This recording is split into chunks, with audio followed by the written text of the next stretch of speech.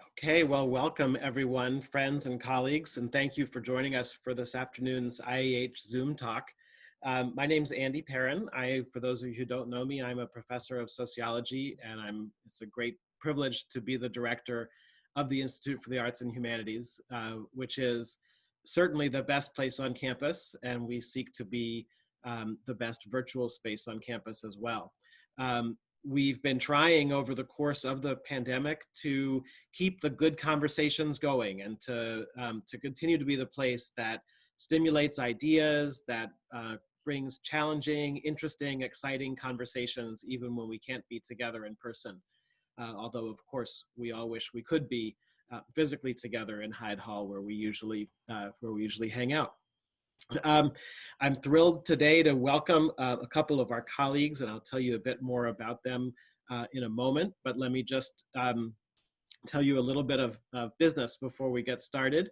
The first piece is that this conversation will be recorded and will be placed on our website after a little bit of editing. So we're happy to make that available.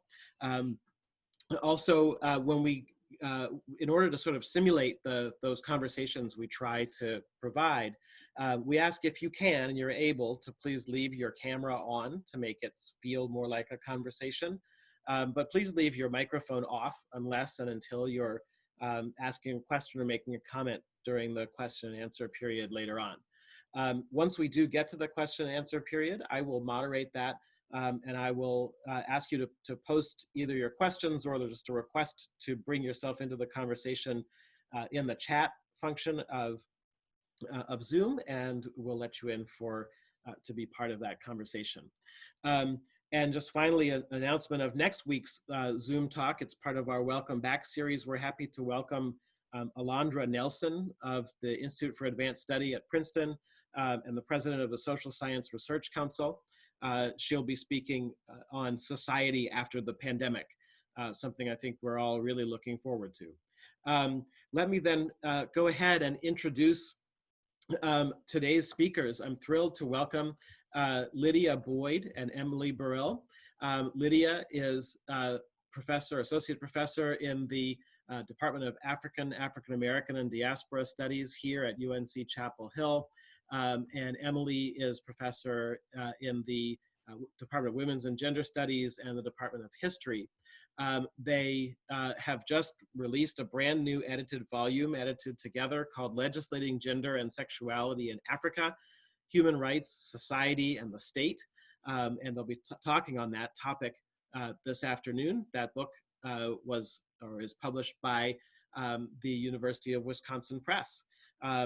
Again, we've asked them to speak to us for a while, well, then we'll return for questions and answers and comments following their talk. Lydia and Emily, please take it away.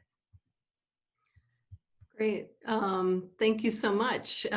Thank you, Andy, Ebony, and the whole staff at the IH for inviting us and for making this possible. And it's so great to see so many familiar faces here, even if you're digital. So Lydia and I, we're going to approach this in a sort of a tag team format. We have a very straightforward PowerPoint just to share with you the cover of our book, maps, and some key points that we wanted to talk about today. And we thought that we would just begin briefly. Here, let me just give me one moment. My screen. We thought that we would begin today by just sharing with you a few points of information about how this book came to be in the first place. So Lydia and I realized after working together for a few years at UNC that we had both been grappling with a lot of similar issues pertaining to gender, rights formation, rights claims, and the state in African contexts in different ways. We had both completed our first books, and we were teaching classes that overlapped in some interesting ways that seemed to be in conversation with one another. But we also had this sense, largely for me, at least through our teaching and the resources that we were using with our students, that there was not yet a volume that took up the linked questions of rights, gender, and sexuality on the continent. And this was surprising to us, given the continent's unique history relative to 20th century contours of human rights and internationalism, and how these things really sit at what we see as the intersection of the state, intimacy, and the global sector. So very specifically, what we wanted to do was engage in an interdisciplinary conversation that raised these sets of questions. And so in 2016, we convened a conference held at the IAH, at which some people who are here today were present. I'm thinking specifically of some of our graduate students who are here today. And at this conference, we worked out a lot of these ideas. And just briefly, I want to note something that contextualizes the emergence of these ideas in a way that shows how the North Carolina context is really linked in global flows and global trends to a lot of what we're writing about in the book. So in spring 2016, when we had the conference, we held our conference immediately after the passage of House Bill 2 in North Carolina, infamously known as the Bathroom Bill, but more formally known as the Public Facilities Privacy and Security Bill. This was the bill that stated that individuals must use public bathrooms according to the sex assigned to them at birth, which effectively prevented transgender individuals from using bathrooms that corresponded with their gender. Like, a lot of us remember this, those of us who were living in the state at the time. The afterlives of this bill still affect us in a lot of different ways in North Carolina. We see House Bill 2 as emerging from a moral panic and as a legislative effort to control and regulate gender and sexuality in North Carolina. And I just want to offer that as a frame, because for us, we saw the moment we were living in as scholars at UNC as very closely tied and entangled with the issues that we were grappling with in what became the book. So conferences in 2016, we generate this multi-chapter volume, and it came out just a few months ago, as Andy stated, in spring of 2020. So in that sense, it is a COVID-19 book because it comes out of that context. And from here, what we'd like to do is talk through a set of questions that we will pose to you that we work through in our introduction. And Lydia, do you want to take it from here? Sure, yeah.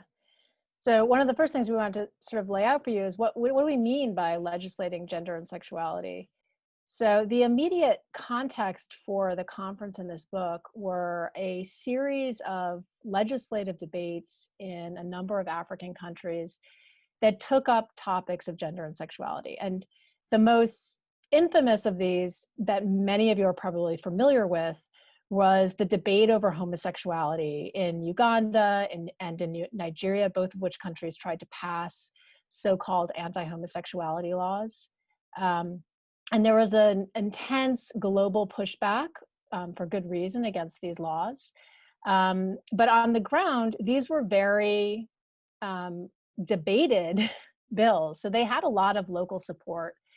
And one of the questions we had as anthropologists and historians were to understand better what made this topic so contested and debatable.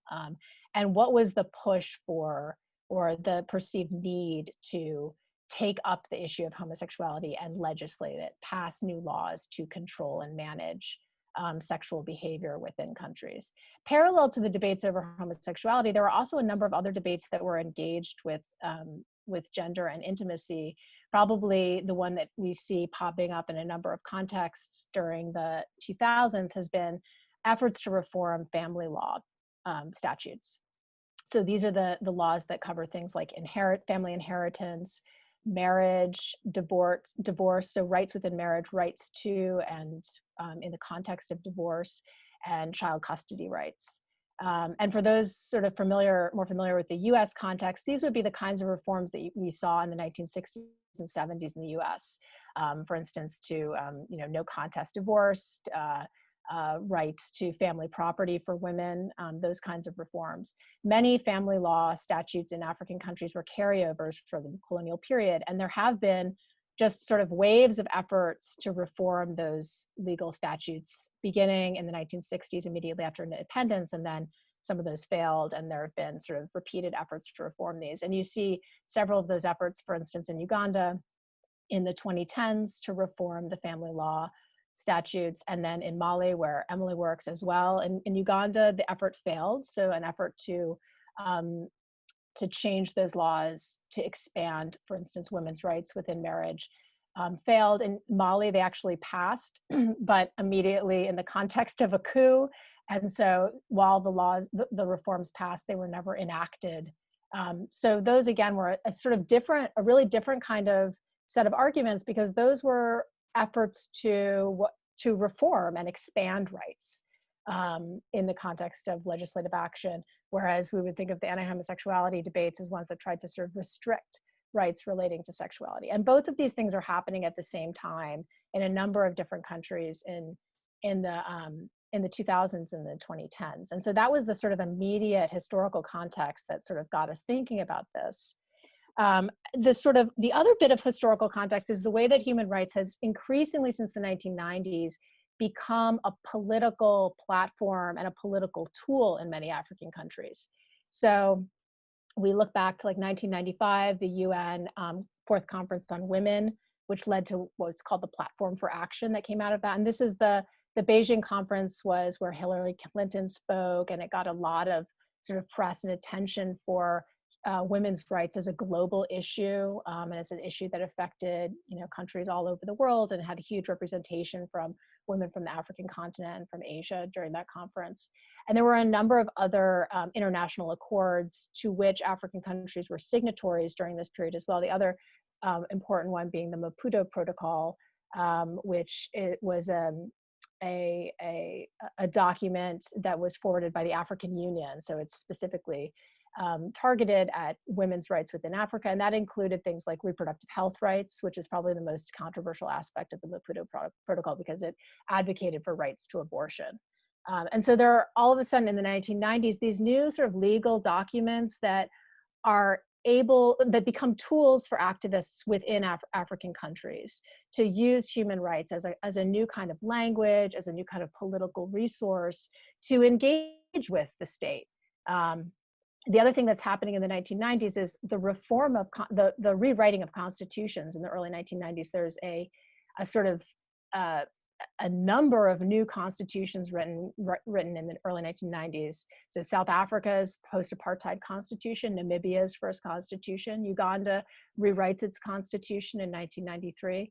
And those efforts to rewrite the constitution include new language pertaining to human rights. South Africa is one of the only constitutions that actually includes specifically references to sexual equality and sexual rights within its constitution. So there's this very sort of almost progressive embrace of human rights language within a constitutional framework. So all of a sudden, human rights is both really contested and debated, and there's an effort to sort of pass new laws to control or even perhaps expand rights. And there's these other sort of human rights as this sort of legal tool and legal framework that's becoming more potent, more accessible to different groups of Africans who are working to reform the state from the 1990s onwards. I think if we're going to think about why is it so contested, what's so wrong with human rights, right? Why is there this concern, this disquiet about, for instance, sexual rights within certain contexts in Africa? And I think one point that we try and sort of unpack in the introduction of this book is the ways that human rights is understood alongside a host of economic and political changes that begin in the 1980s in much of sub-Saharan Africa. The most notable of which would be the economic changes linked to neoliberal reforms that are enacted on African states through the tool of international lending from places like the World Bank and the IMF. And those economic reforms create conditions where a lot of things change about people's lives. So for instance, the state becomes less able to provide social services. Things like healthcare and education the funding for that is depleted. And the economies in places like East Africa are opened up to foreign investment, which ostensibly is supposed to be a good thing, but in reality on the ground leads to things like land dispossession. So people living in rural areas are enticed to sell their land, which leads to economic insecurity in the years that follow that. So you see like the introduction of large agribusiness in rural areas in Africa. A lot of people are selling their lands, moving to urban areas. And then in urban areas, you have high rates of unemployment. So you have new experiences of high or newly pressing experiences of poverty and economic inequality. And at the same time, people are being, the solution to these problems that's being offered by the international realm is one that is couched in terms of this language of personal autonomy, freedom, empowerment.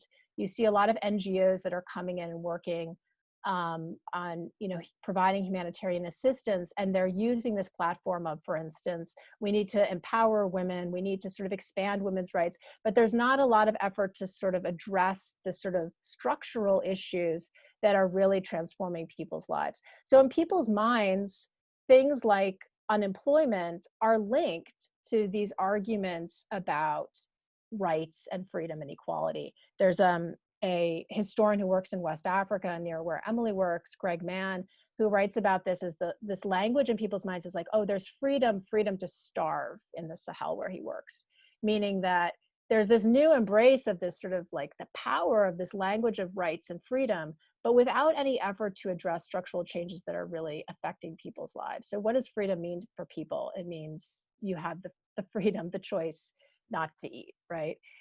And so when it comes to things like women's rights, many men will make the same argument. Well, how do I understand my experience of unemployment and disempowerment? I'm going to understand that through the preponderance of this sort of international and national level emphasis on women's rights. So if we're talking so much about women's rights, why aren't we talking about my rights? So that's one way of understanding why these language becomes so contested and debated, and why there's so much pushback against a rights-based sort of discourse. And another angle, which almost all of the cases that we explore in the book try and explicate this and unpack it, is that human rights means different things to different people. Human rights is a moral argument about the kinds of relationships that people should have in society and the kinds of relationships between citizens and the state, right? And that can look different for different communities. And so on the one hand, you definitely see the kinds of frameworks for human rights that we're familiar with in the United States embraced and deployed in African contexts. And so this would be like the idea that human rights should safeguard individual liberties, that they should ensure for the equality of all persons within societies. But in other instances, rights can mean something different. They can mean the empowering experience of collective responsibility, right? The ways that different kinds of groups of people have access to different forms of political agency.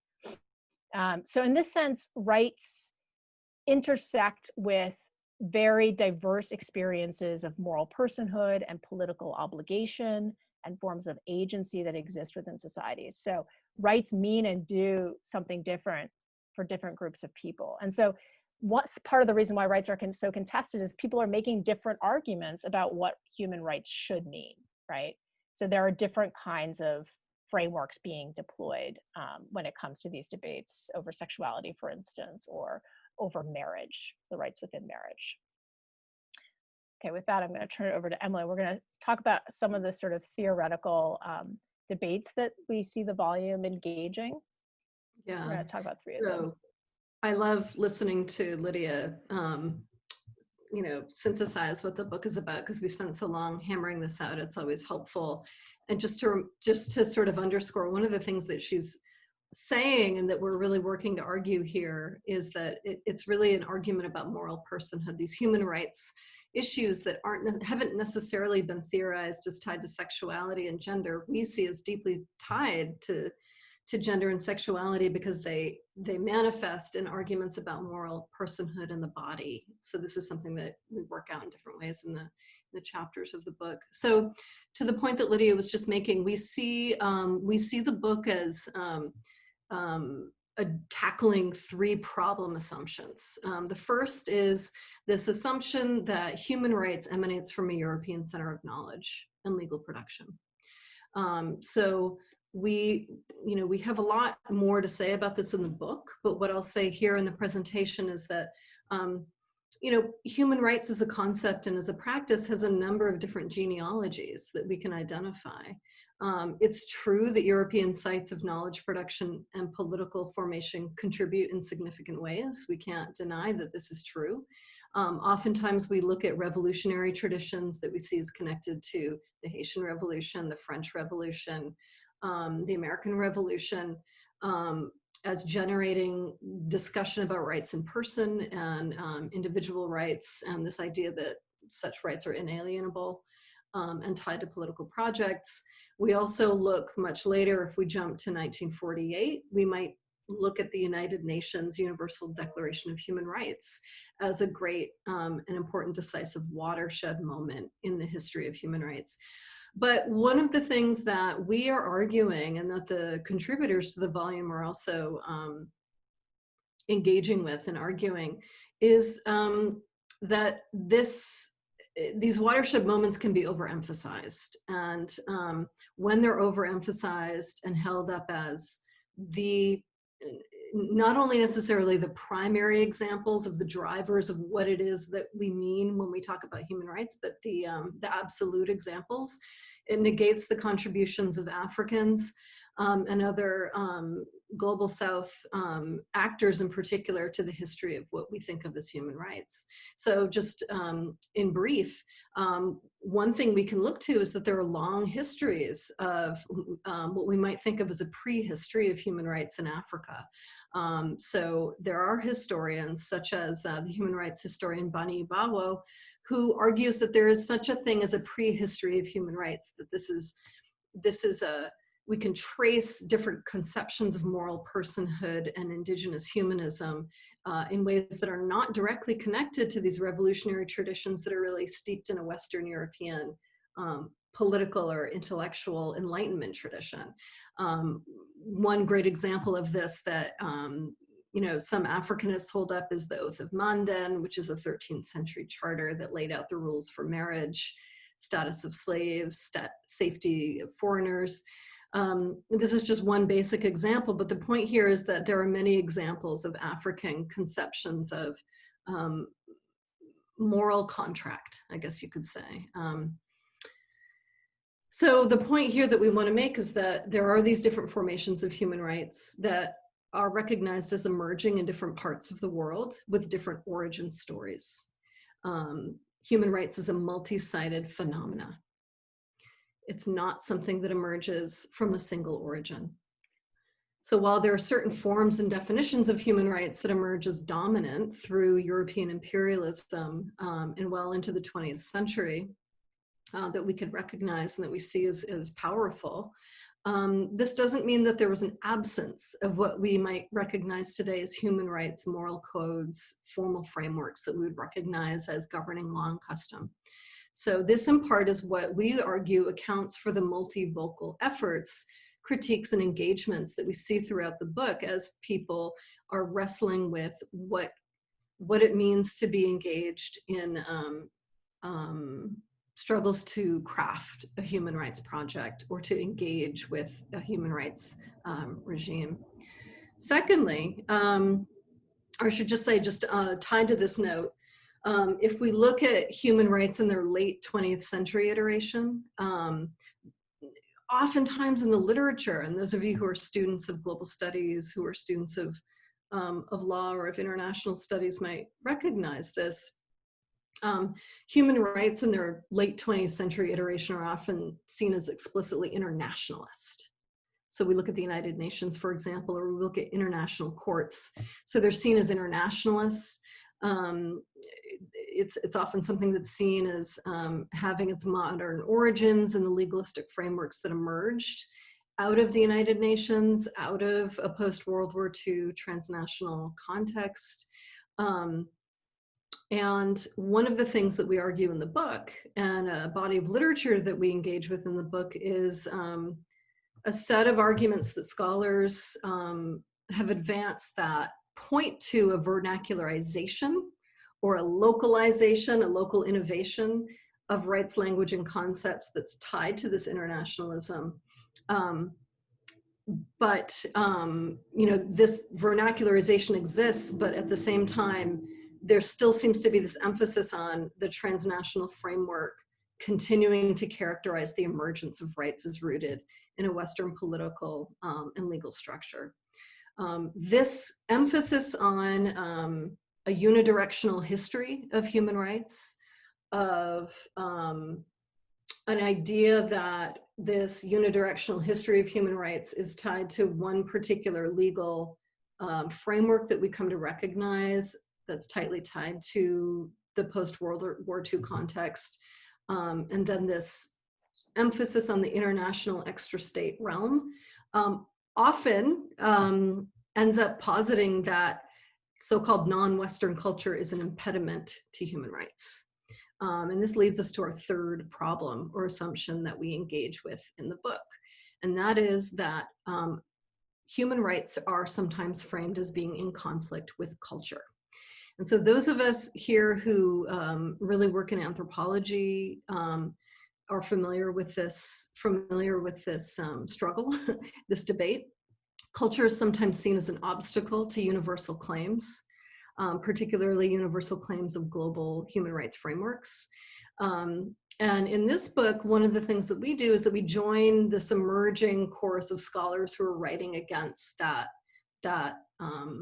falsehood about the relationship between culture and rights.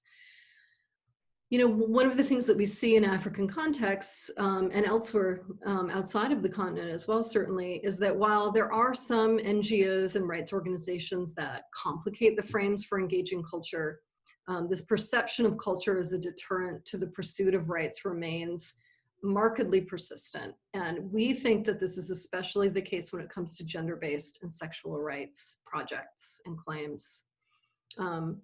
We also see that there seems to be a prevalence of stereotyping and misappropriation of culture by those who seek to either, I would say, those who seek to maybe curtail rights arguments.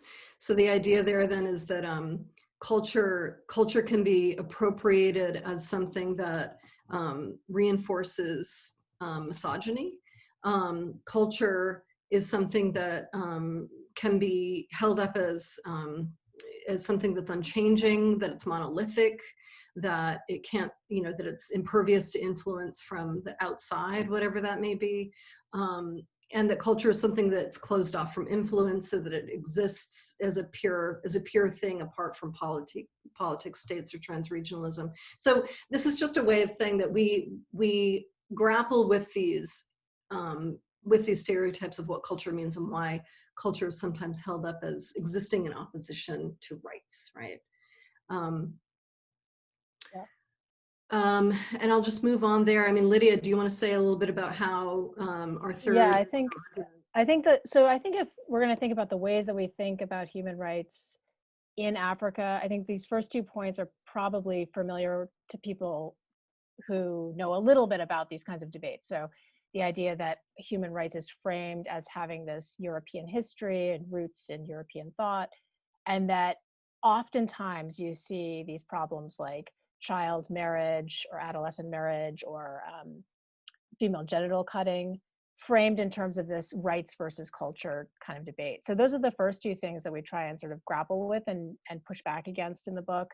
And the third is a little bit more sort of wonky scholarly debate, which is that especially within the historians of human rights in recent years, there have been a couple of publications that have emphasized this sort of narrative that from the 60s and 70s onwards, human rights is increasingly a global practice, that it exists in this international realm, and that in doing so, it has become more of an apolitical project. So I'm thinking here of historians like Samuel Moyn, who wrote a book called The Last Utopia, and Robert Meister, who wrote a book called After Evil, A Politics of Human Rights. Both of these historians sort of make this argument that As you move into the post-independence period, you see the sort of proliferation of the non-governmental realm as a important extra state entity in terms of global politics and in terms of national politics in Africa, because the non-governmental realm has a lot of power and authority that runs in parallel to the state. At the same time, these changes are happening that I referenced before. So the state in a neoliberal economy becomes in a certain case, you could argue, becomes economically weaker. There's people that push back against that argument as well. So these historians are basically saying that human rights as a practice operates at this international realm, not at the realm of the state, and becomes interested in more apolitical missions. And what they mean by that is that the practice of human rights becomes engaged with these kinds of moral problems of addressing moments of crisis, addressing moments of individual violation or individual suffering, and less concerned with projects of sort of state building or addressing issues of political sovereignty. You could argue that in the pre-colonial period that human rights much more directly engaged those kinds of questions. And so for us, part of this rings true to us. The ways that people, as a discourse, people take up the language of human rights or think about it as an institution within African communities. Certainly, Africans are familiar with the sense that human rights is something that belongs at this international realm.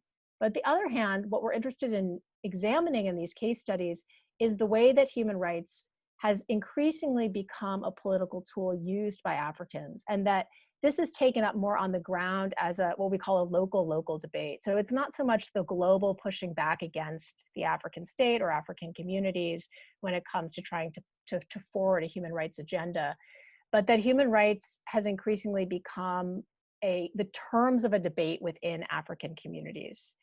So it is, and these debates are used in a way to draw the state back in. So the state is not sort of superfluous to these efforts to engage or extend a human rights platform, but the state is actually used as a sort of object of critique on terms of human rights. So I think here of my current project, which focuses on maternal health. Reproductive rights activists have started to focus in on maternal health as a way of criticizing the Ugandan state, which is the president of Uganda is in his 4th decade of power. So there's a growing sort of resistance to his hold on the rule of Uganda. It's very difficult to criticize him because he uses the tools of the state to squash opposition. But one way that activists have become successful is to sue the state and use human rights and women's rights as a platform for doing so, and to use these cases of maternal death, women who die in childbirth, as a sort of compelling cases. And they use the Ugandan constitution and they use international accords to do so. So this is an example of, the state is not on the outside of these debates, and this is not just a sort of global local debate. This is very much something that's happening within African communities, and a lot of the cases we explore sort of touch on that. I think maybe briefly we'll just sort of introduce maybe a couple of these cases just to give you a sense of what the book sort of the issues that the book takes up, or the cases that the book takes up. One of them we wanted to sort of throw out there as an example is a book by Adeline Mascolier, who's an anthropologist. She's worked in Niger for a couple decades. She wrote a book, or her chapter focused on debates over early marriage in Niger. Niger has one of the highest rates of youth marriage in the world, so marriage of people under the age of 18, specifically women under the age of 18. And this is something that has garnered a lot of attention in the international arena, and it has been linked to actually maternal health issues. So there's an argument that younger women are more likely to have maternal health complications, specifically obstetric fistula, which is a birth injury that happens during obstructed labor. And this has garnered a lot of attention in Niger. And she makes the point that these efforts to reduce the rate of youth marriage often ignore, and using the basis of like girls' rights or girls' rights to stay in school instead of get married, often obscure the motivations that people have to get married. So when we talked about the sort of different frameworks that people are deploying to talk about rights or to think about rights within African communities, this would be an example of that. So Islamic religious leaders, other leaders within communities in Niger, they see the point that obstetric fistula is a bad thing, to have that kind of birth injury is bad, but they also see and understand the benefits of marriage. So they make an argument that marriage for young women is often the best choice when there's not a lot of good choices. So here there's an argument about the problem of like a broader set of resources deployed to address the underlying issue of youth marriage, right? So if you're going to solve the problem of youth marriage, you need to solve the problem of girls' education, high rates of poverty, high rates of girls' abuse within schools, right? So this is a complex problem that is not fully addressed by just forwarding this platform of girls' rights. And she argues that there are legitimate counter arguments that sort of use a different language of, you know, what do women gain by getting married early? What kind of political, social status do they gain within these marriages? Is it a better choice and more security for them than the alternatives that are being offered by this human rights platform? And then, Emily, do you want to talk about maybe two other things? I'll just really briefly give you two other examples that are quite different, just to show you the range of what the chapters cover in this book. And so there's another chapter by an anthropologist, Lisa Ilbudo-Nebie, who incidentally is a PhD. She received her PhD in anthropology here at UNC. In Ilbudo-Nebie's chapter, what we see is how climate change is tightly tied to gendered rights. And so in this wonderful chapter that is based on ethnographic work and GSI or GIS data that she collected in Burkina Faso, what we see is that despite an increase in women's leadership and household decision-making in certain contexts in Burkina Faso, and despite the fact that climate change is it manifests as a deeply gendered predicament, in terms of the types of labor that women do, in terms of how it affects men's labor migration, which yields this increase in women's household leadership that I was just referring to. Despite the ways in which climate change really affects women, what we see is that women have been left out of a lot of the decision-making processes that are tied to how land is used. This is particularly, I don't know if it's perplexing, but it's an issue when we understand that the state is actually applying gender quota laws and regulations to community level councils. And so while there is on paper this legible project of creating gender equity through parity and through gender quotas, the reality is that there's deep gender inequality that we see playing out in the realm of land and resource management. And then lastly, a wonderful and important chapter written by 3 authors on Senegal that shows the way that sex and gender have become political tools by the Senegalese state in particular, but they're making a suggestion that we can see this manifesting in different African contexts. Here, what the authors are doing is showing us an example of what they're arguing is a sexual panic or a moral panic around homosexuality in contemporary Senegal. That this is actually deeply tied to economic inequality, concerns about state failure, but it manifests as this fear about liberal sexuality that contributes to a perception of moral and social chaos. The authors trace out this, it's a very particular history of gender fluidity in Wolof communities in West Africa. There, for a long time, for a deeply rooted historical gender fluid category called Gorjigen, which literally translates as man-woman, now is used as a pejorative term to refer to homosexuals, specifically mostly men. But the authors trace out how this culturally embedded, long-standing category of gender fluidity has been marshaled and has been used as this sort of a term of violence to subjugate homosexuals and to make the case that Senegal is engaged in a panic that's tied to global flows, and that this is something that needs to be tamped down. So this chapter really provides a nuanced reading of debates over homosexuality in Africa, and the reasons why campaigns for sexual rights really have limited success in African communities, because they're not necessarily connected and tightly tied to what's happening on the ground, and the fact that there are these deeper, longer histories of complex gender formation and sexual identity. So I think maybe for time, Lydia, should we leave it? I think so, yeah. Open it up to some questions.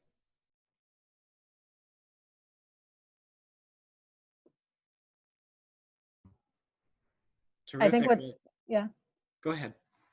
I was just gonna jump into the silence, I guess, and say one of the things that's interesting about the chapter on Senegal is that you have this history of gender fluidity that is culturally accepted, but there's a disjuncture between that and acceptance of a fluidity around sexual identity, not even sexual practices, but sexual identity.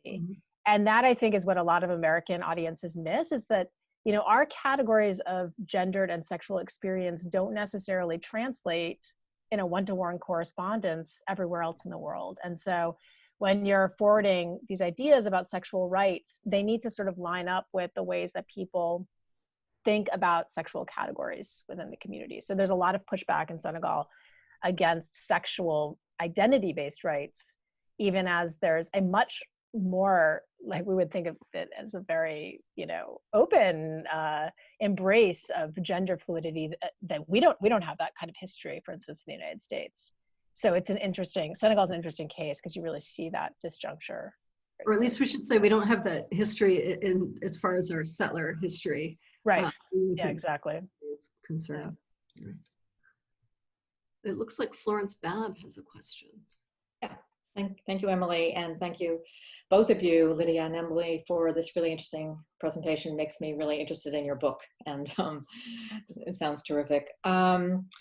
As I'm listening, I'm thinking about some of my own research in parts of Latin America, and particularly when I was working in Nicaragua, I was tracking some of the developments with the LGBTQ movement, and one of the kind of issues that came up often, and I think it has probably come up, as I understand, in some of the African contexts, is this notion that where there is clamoring for rights around LGBTQ individuals and communities, that it is somehow an imposition from outside, and there's this kind of tension around transnational notions of queer identities versus the culturally specific, and so on.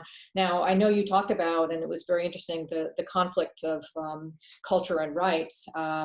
Interestingly, in some parts of Latin America, and probably in Africa too, there are some cultural traditions that have enabled same-sex sexuality to be expressed without too much attention in the past. And so you find these kind of areas of contention, you know, to use the Nicaraguan case, some indigenous notions of sexuality that enable a fair degree of especially men's same-sex practices without naming them in the ways that we would recognize. And then you do have, from the 1980s to the present, an emergent movement of individuals who are in fact in communication internationally, and so they can be subject to that kind of critique that it's an outside imposition, you know.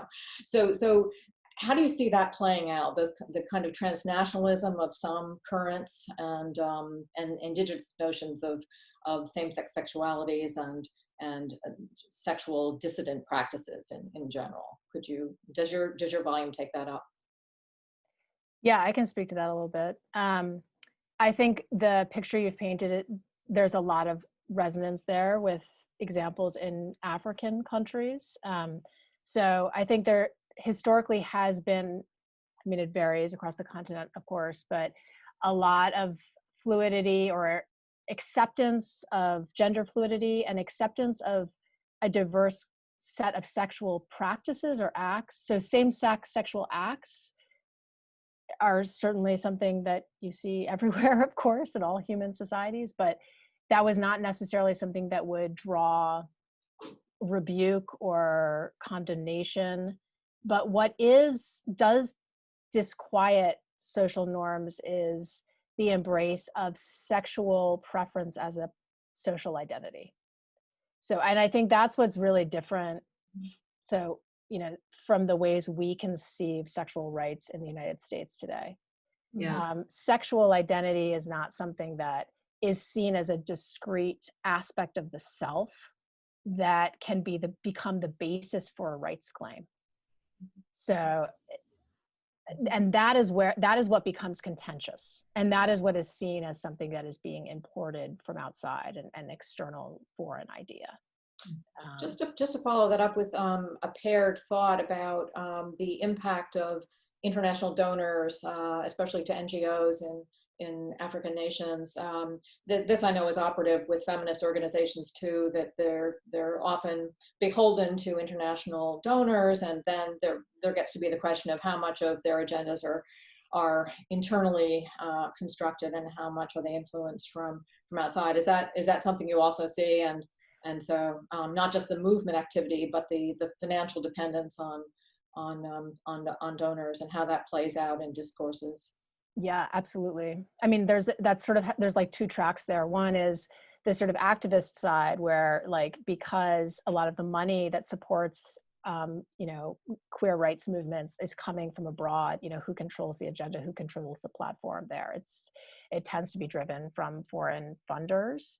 But then there's the corollary there, which is in terms of how this plays out in the debates on the ground, there's a lot of anxiety, for instance, in Uganda, where I do work, that foreign organizations are promoting homosexuality. And this feeds into, for instance, the anti-homosexuality law actually included a clause in Uganda, the law that was passed in 2011.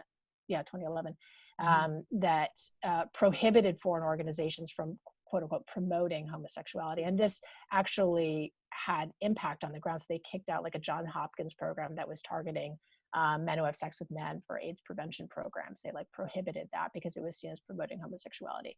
And this, there's a lot, I think, I don't know if you know Crystal, I think, is it Burrill? Emily, how do you pronounce her? Cal. Their last name, Sorry. Cal. Right, Yeah. Cal Crystal. Yeah. Burrill.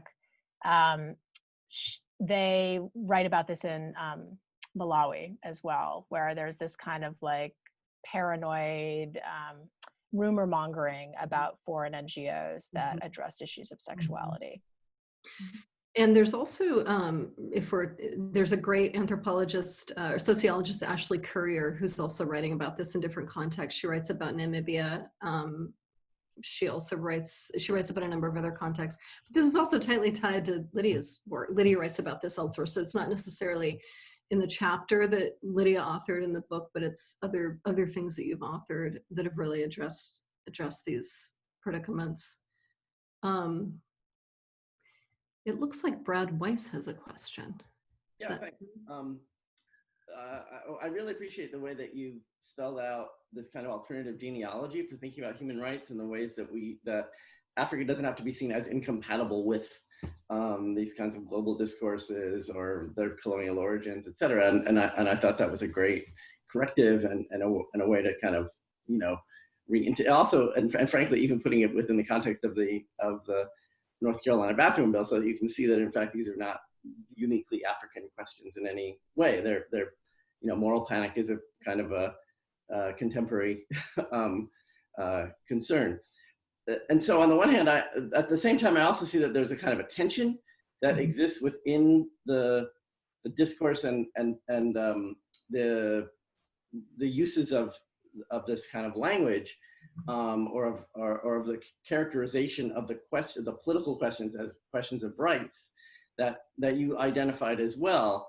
So for example, that in Niger, to talk about rights may misrepresent the real problems that young women face And in the examples from Burkina Faso as well, that it's important to see that when we use a human rights discourse, that what sometimes happens is that too serves as a kind of ideology, or it serves as a sort of displaces underlying other kinds of social political concerns. So it's important to see Africa as participating in these discourses, but it's also important to see that they have their own politics within many, as they do in every context, but they do in the African context that you described. So I just think that that's interesting that you sort of can transcend one sort of problem, but it's still important to sort of recognize how the tensions play out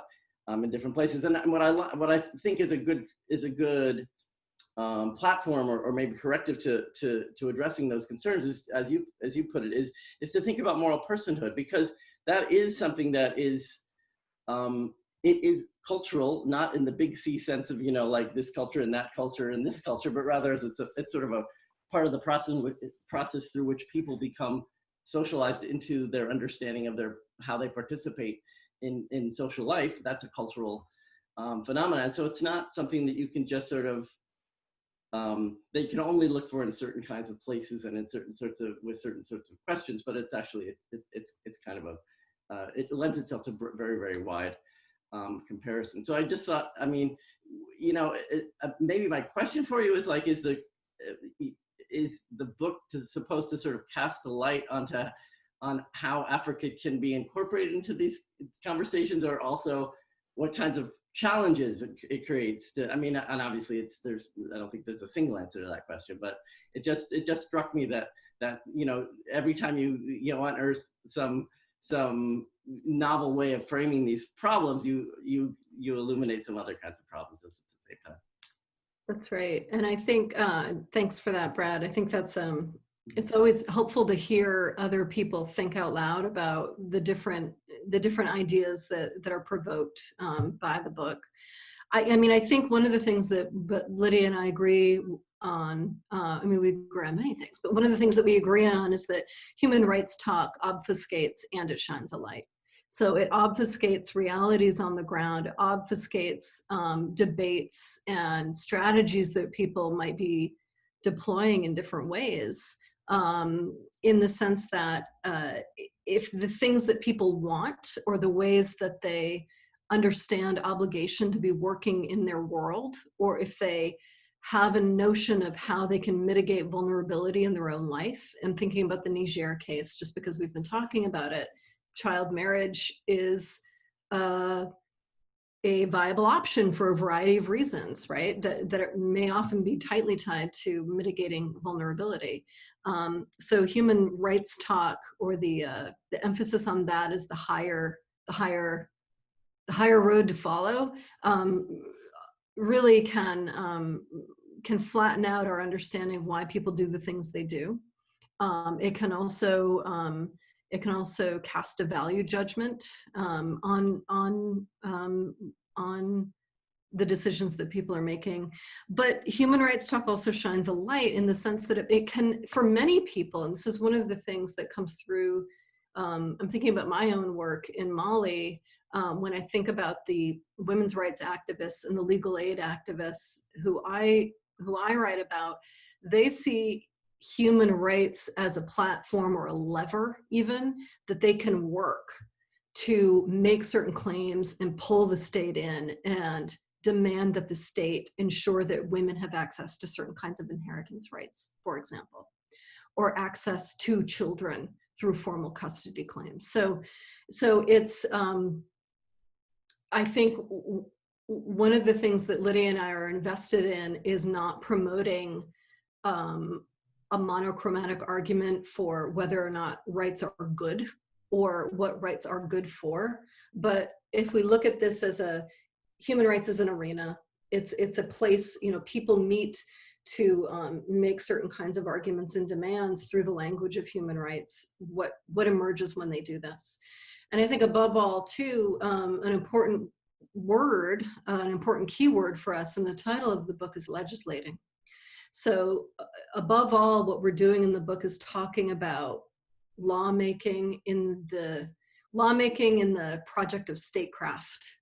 You know, we're not necessarily, all of us scholars who think of ourselves as engaged in sort of law and society studies, but as Lydia pointed out earlier, every chapter in the book, and what Lydia and I are doing in our own work, looks at how actors are making claims about what the state is good for.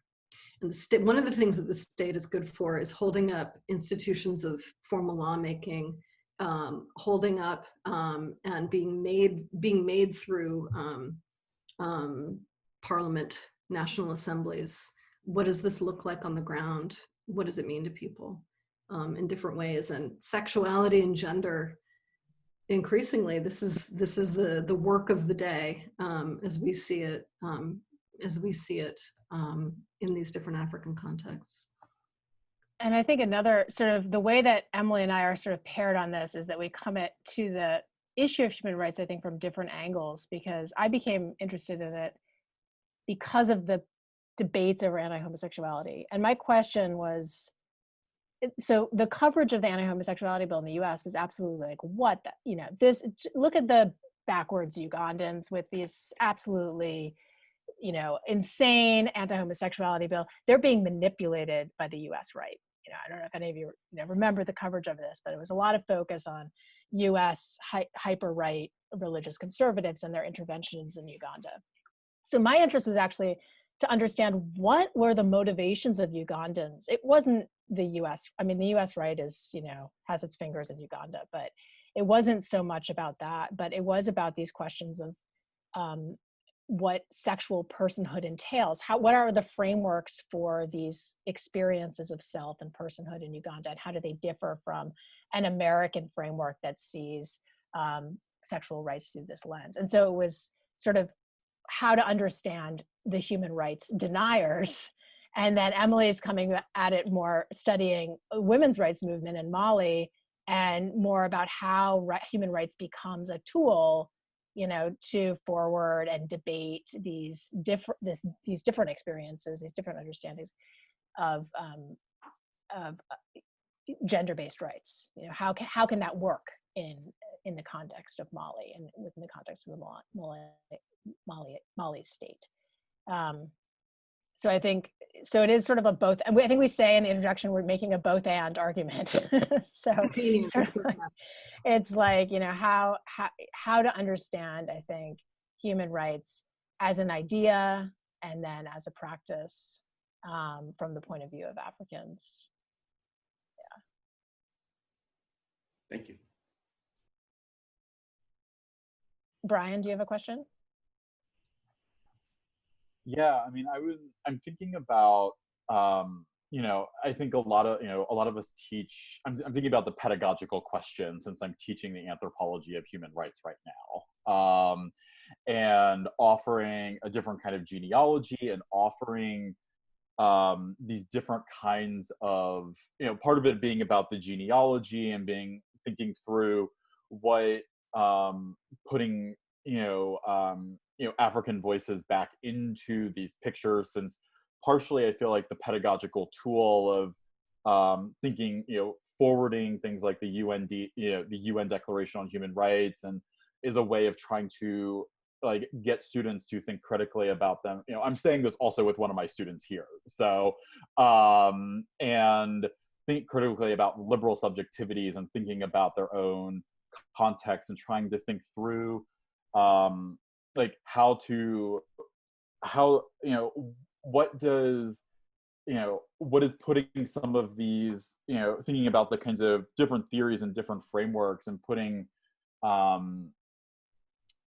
these in the classroom context, trying to think through like what challenging the way that we've done things, perhaps, and I'm still trying to think this through, but it's really about a pedagogical question of trying to, I'm thinking like, if I teach this again, what would I do differently also? Like, and how to kind of emphasize, how do we kind of emphasize these kind of voices from the global South in these historical and global narratives, rather than just the things that a lot of the things I have on there right now about like international NGOs, or having students think through the Bill of Rights and the rights of the French Revolution documents. And so how do we kind of forward those, and putting forward perhaps what do we want, having students get something different out of our classes on rights. I know that's kind of like jumbled, but perhaps something there for those, because I think most of us teach something about the grad students and the faculty here include something around that in a lot of our courses.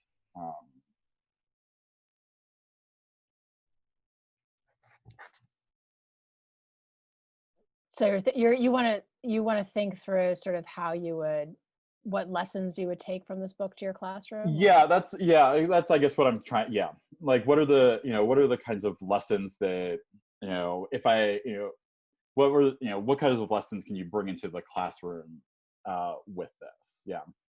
I mean, I think that a really straightforward one for our undergraduates is that Africans are actors in the practice and creation of what human rights is, right? So we often, if you just follow sort of media representations or NGO websites, Africans are the subjects of human rights intervention, right? And I think an important lesson is to understand that first in the history of like human rights, and just in the 20th century, in the short history of human rights practice, Africans have played a big role in sort of thinking through what that looks like in terms of international documents and agreements.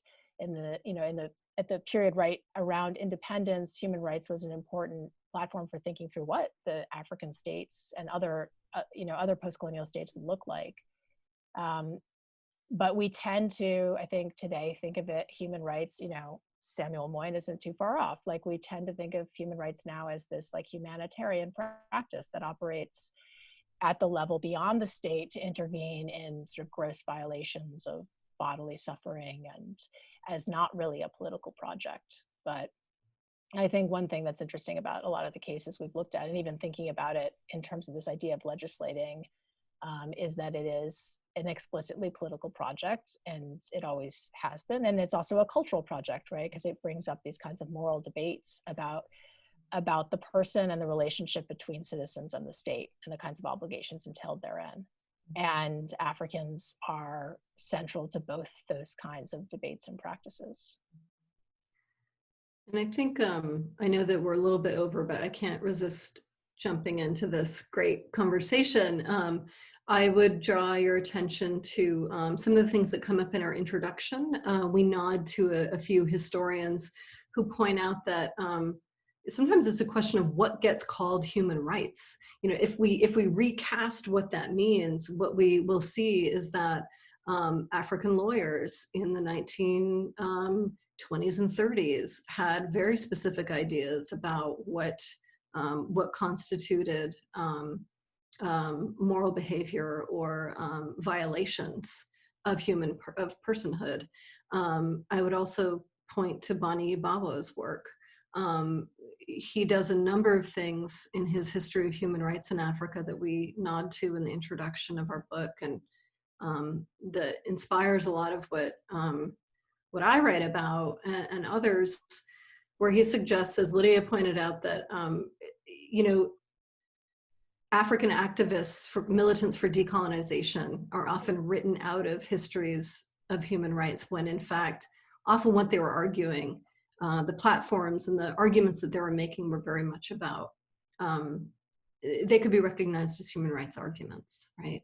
So if you're teaching, what you might want to do is think about how we can look to these different examples emerging from the African context throughout history as human rights claims, but not always necessarily understood that way in the conventional canon. So it's almost like either a revisionism or it's a more multivocal pushback on what that category actually even means.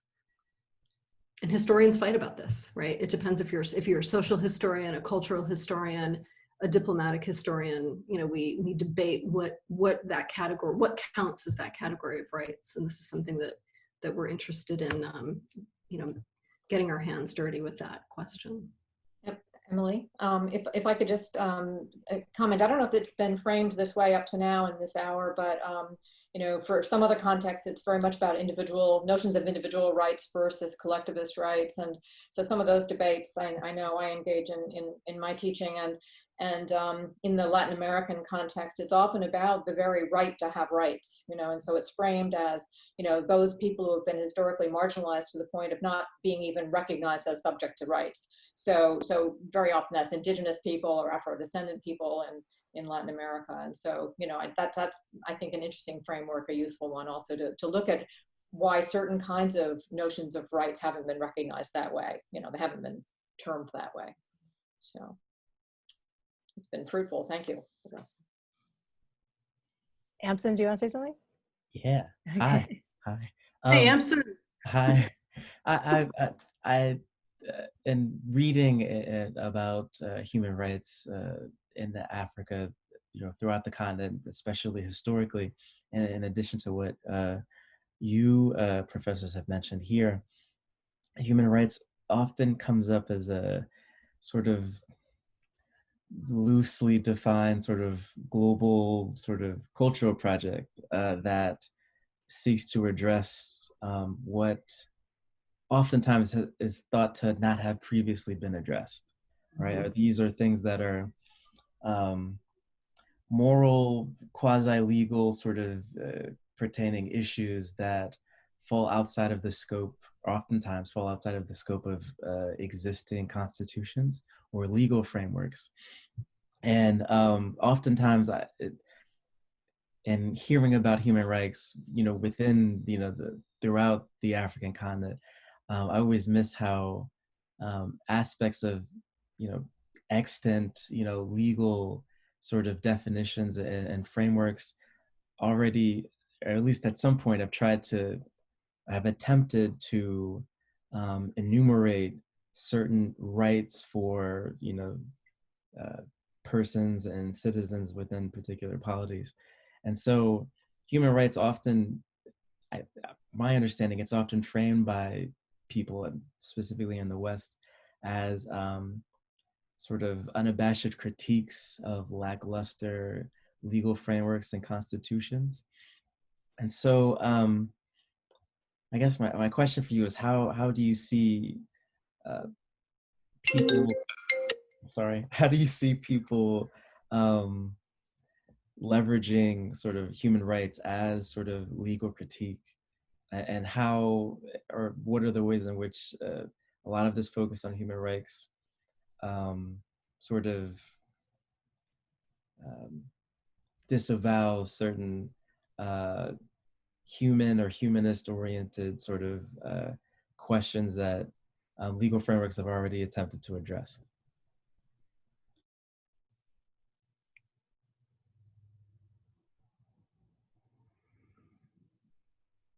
Are you thinking of the sort of conflict between the ways human rights are framed at the international level and saying there's a sort of an inability to see the way those issues are already taken up within African states? Is that what you're? That's a better way of saying what I wanted to say, sure. And maybe there's I mean, for sure, there are a lot of places throughout the world and definitely throughout Africa where there may be a shortfall or there's definitely a wide gap between what people envision the rights that human beings should have or sort of naturally endowed with, and what the law sort of permits. Right. Yeah, the most, you know, when you look back in history, you're probably familiar with this case, like the most famous case of sort of not seeing pre-existing rights that's been written about a lot is the women's war in Nigeria in the 1930s, right? 29. Yeah, the 1929, yeah. So the British were sort of incapable of understanding the ways that there were pre-existing sort of forms of political authority that aligned with gender, and they assumed that women were, you know, passive political actors, had no rights within that society, and then proceeded swiftly to to erase all of these pre-existing forms of women's political authority by asserting a sort of British legal system. So you're sort of thinking of contemporary examples of that kind of sort of blindness to? I don't have an example in mind. I guess I was thinking about, maybe this might be more of a question about discourse and rhetoric with respect to how human rights is framed as ostensibly, whether it's sort of extra legal and sitting on top of pre-existing, sort of government legitimated rights. Yeah, I mean, I think, yeah, I think the book, we would say it goes back to this, like, there's definitely that tension. And, I would say around sexuality, that's probably the most obvious place where you see a sort of disconnect and inability to see sort of how local frameworks engage and think about moral obligation and rights within a society, and there's this attempt to assert a sort of reading of that from an international realm. But at the same time, I think one thing that we did try to make was that increasingly it's something more than just that tension, that rights are this tool used within the state, by activists to push back against forms of, political misrule, or, there is both this kind of like cultural tension around rights and also increasingly real like political action that uses human rights as a framework. So I think both those things are happening at the same time. I don't know, Emily, do you want to? Yeah, and I would just briefly say one of the things that I'm interested in, kind of on the side next to this bigger project that I'm working on, is how legal aid groups and locally based African NGOs are using the Maputo Protocol to make arguments against the state. So in my chapter, I write about this a little bit in the context of Mali. Now, since there was just a coup, just shortly ago. 2 weeks ago. Right. This is really thrown into flux, but one of the things that I find really interesting is how women's rights groups and legal aid societies are using the formal tools of the African court, the African Human Rights Court, to make claims back against the state. They're not engaging with the UN. They're not engaging with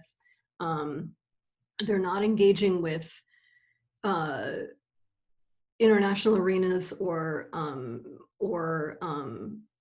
instruments off the continent, outside of the continent. They're making certain kinds of arguments using a formal language that's rooted in human rights, but it's very much tied to continental claims.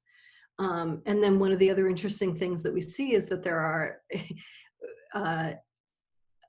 we see other organizations. So for example, in the case of Mali, we see religious leaders and religious leaders making arguments that those who make arguments for women's rights are dictators, or that this is a certain kind of a feminism that's not organic, to which African feminists make an argument back to them about how they read authenticity, if they are fundamentalists in terms of how they interpret Islam. So it's this very, this is just a way of sort of showing you how I think some of these debates around what counts as human rights discourse that comes from elsewhere, or what counts as just how people are engaging in these debate strategies, which is something it seems that that I know you're interested in, Amson. So yeah, I would say health and maternal health in particular is another place where you see this often. In Uganda, they're using the Constitution's own language of human rights to sue the state, but health rights, and specifically maternal health, raises a couple of interesting questions, because it's like, why it's not just this as a political tool, but what kind of moral arguments are being made about the state's obligation to its citizens. It's not an accident that maternal health is being used as the mechanism through which to criticize President Museveni. Because of course, women are these especially vulnerable people that should be protected by the state. another political figure in Uganda that's gotten a lot of attention lately is Stella Nyanzi, who was an anthropologist actually, but has become a political activist. And her initial entry into political activism was around the issue of menstruation. So the idea that the state needed to provide resources for girls when they had their periods to stay in school. Again, I don't think it was an accident that she was choosing that as an issue, because she was trying to make this argument about the terms of sort of state-based obligation to a particular class of citizens that was, you know, considered particularly dependent or vulnerable. So those are some of the ways that these things are kind of bleeding together. And she's really interesting, if I may jump in, as someone who doesn't work in Uganda, because she's now running for office. So this is she's someone who has been